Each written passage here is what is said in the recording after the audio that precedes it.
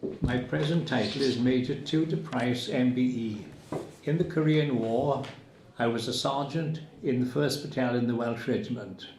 I joined the battalion in January 1952 on the hill feature, on a feature called the Samichon Valley, and the feature in front of us was known as Hill 169. My date of birth was the 4th of the 2nd, 1929. Having been on a 12-hour patrol up to my eyes in snow, I came back off the patrol and this young officer put a tot of rum in my hand and he said to me, "The king is dead, long live the queen." That was 2 days after my 23rd birthday, the 6th of February 1952, Her Majesty the Queen came to the throne. I served in Korea right up until we left, which was in November 1952. By that time, the Korean War had become, as we were concerned, became static lines, just like it was in the 1914-18-15. The attacking forward up to the Yellow River, led by General MacArthur, had stopped and ceased, and we took over from the 1st Battalion, the Gloucester Regiment, which was really wiped out. Now, one of the things they handed over to us, like we took our to Korea, we took our regimental mascot, the goat. They handed over to us a rabbit called Harvey. Do you remember the film Harvey and the Drunkard? Played by Henry Fonda, I believe, or somebody, or James Stewart. I can't remember. Anyway, we carried on patrolling the no man's land in between the north and the south, and this would continue for a number of months. And at one time, our B company did an attack on a hill called Hill 227. This was forward of this hill feature called 355. Unfortunately, a lot of our boys were wounded and 1 or 2 killed. In fact, if you look at our title, our book of the Welsh Regiment, it lists 32, we lost 32 men killed in Korea and quite a number wounded.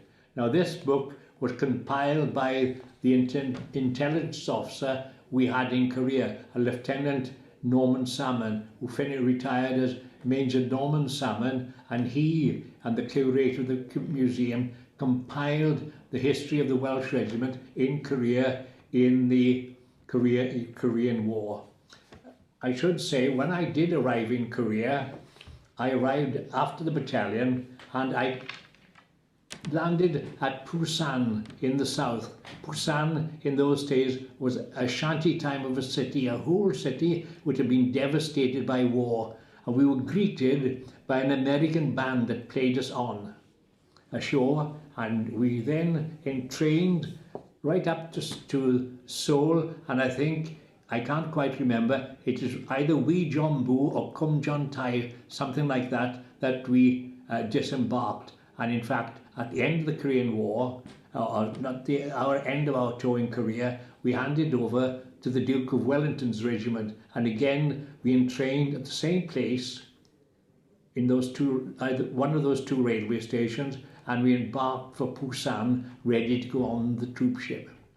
Before we embarked, the regiment went to the Commonwealth War Grave Cemetery that is situated in Busan, and we held a service there to commemorate all those boys that we lost and were wounded or suffered whilst in the Korean War. Whilst I was up in the line, at one time I was sent back to Seoul to carry out a ceremonial duty on a general who was visited. His houseman, the man that ran his estate in Seoul, took us on tours of Korea, and of Seoul I should say, and we could see that the devastation that was caused by when the North came down and, as you know, attacked the South. But in conclusion, I must say that the people of Korea have pulled themselves out of nothing, and one of the leading people in this world today. Where would we be without our televisions and our radios and so on? I thank the people of Korea, and I always enjoy the people. And in fact, I've got this little photo of my platoon in Korea. That's a photo of my platoon, and then there are the And on there are the houseboys that looked after me, and looked after us, I should say. They were part of the Korean Service Corps. They came up first thing in the morning to make sure we were all right, help us with our chores, getting washed, getting dressed, even shaved in the front line. If we didn't have water, we melted the snow. But those boys were very useful. And as I said earlier, we used to have a ration of 50 cigarettes in those days, which I give to the houseboy to thank him, because not only did he keep an eye on me, he took my dirty washing down to the hill to bring back a few days later. Now that is him. Now, this is when we were out of the line, this is the picture that was taken of the sergeant's mess that was in Korea. I'm on there as a very young 23-year-old. But I will now conclude and say I was very, very proud to having served in Korea. And if you notice, other than my first medal, my first two ribbons are the British Korean and the United Nations medal. I would now like to conclude this interview. Thank you very, very much indeed.